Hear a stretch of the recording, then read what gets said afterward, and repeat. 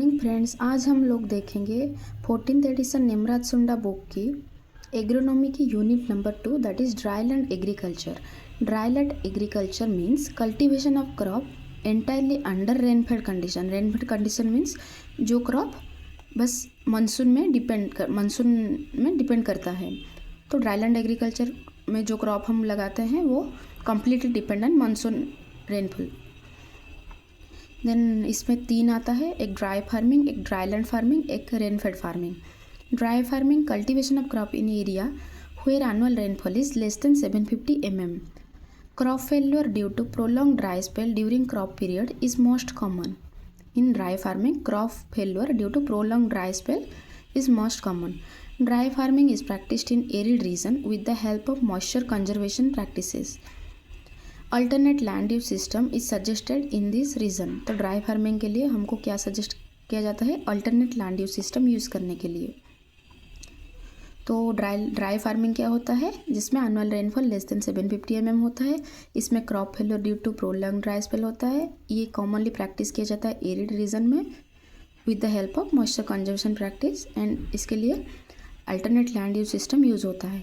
Then हमारा dry land farming cultivation of crop in area where annual rainfall is more than 750 mm but less than 1150 mm is called dryland farming.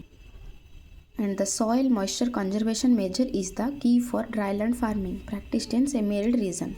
तो ये हमारा dryland farming में क्या होता है? annual rainfall is more than 750 but less than 1150 है.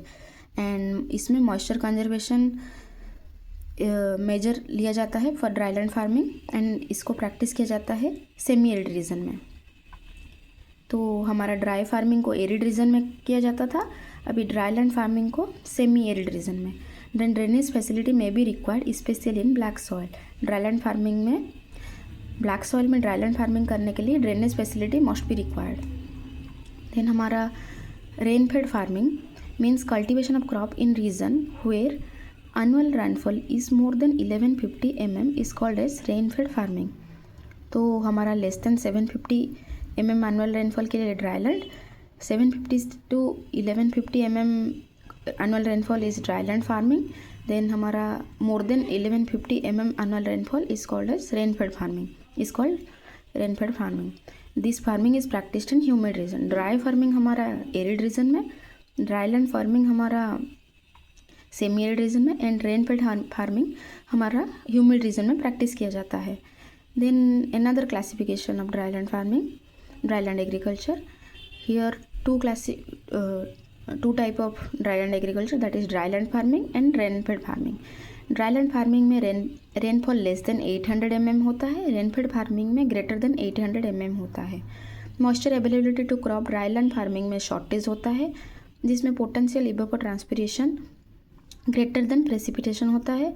Rainfed farming में enough होता है, मॉइस्चर अवेलेबिलिटी ज़्यादा होता है, जिसमें precipitation greater than potential evapotranspiration. Then growing season हमारा ड्राईलैंड फार्मिंग में less than 200 days, and growing season in rainfed farming greater than 200 days. Then growing region dryland farming कहाँ कहाँ होता है? Arid, sub arid and sub humid region में. But हमारा rainfed farming humid and sub humid region में होता है. Then cropping system, dryland farming में हमारा सिंगल और मिक्स्ड क्रॉपिंग यूज़ होता है. रेनफेड फार्मिंग में डबल और इंटरक्रॉपिंग यूज़ होता है. ड्राईलैंड फार्मिंग में सिंगल और मिक्स्ड, बट रेनफेड फार्मिंग में डबल और इंटरक्रॉपिंग यूज़ होता है. Constant of dryland farming is wind and water erosion. Wind and water erosion is constant for dryland farming, and water erosion is constant for rainfed farming. Then our unit 2 completed.